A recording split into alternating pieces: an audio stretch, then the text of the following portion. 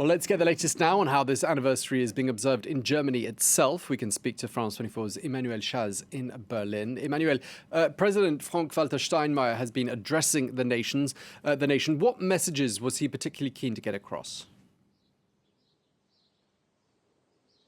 Yes, President Frank Walter Steinmeier had very strong and solemn words to commemorate the end of the war here in Europe. He said that the 8th of May 1945 was indeed a day of liberation also for Germany, an internal liberation that was a long and painful process for many Germans and which involved them having to face up the past, and it raised for them many painful questions within families, between generations. And he highlighted the fact that this process took decades of struggling with their history for Germans. He also said something quite strong when he said this country, Germany, can only be loved with a broken heart because it bears the responsibility of the deaths and the sufferings of millions across the world. So he called out on those who try today to minimize Germany's responsibility, and that he said that Germany had to face it. And he also called for Germany to think European. He said we must feel, think and act as Europeans, and if we do not hold Europe together also during and after this pandemic of coronavirus, then we will have shown ourselves not being worthy of the 8th of May 1945. Okay, and Emmanuelle, today is a bank holiday in Berlin, only in Berlin.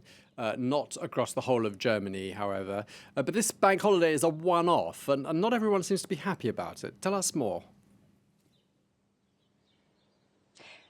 Yes, today's anniversary being symbolic, it has been declared a bank holiday. It's a one-off measure and only for Berlin, but across the political spectrum, reactions vary. The Link party, Die Linke, would like this commemoration day as a bank holiday, as a permanent bank holiday to mark the commemoration and to never forget.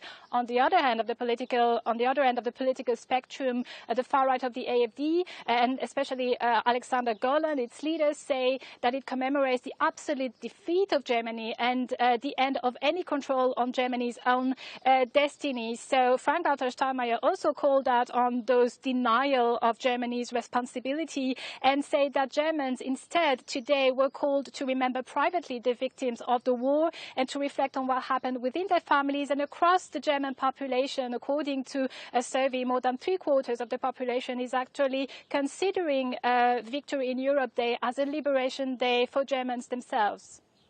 Okay, well, thank you very much indeed for that update. From Berlin, France 24's Emmanuelle Chaze. Thank you so much.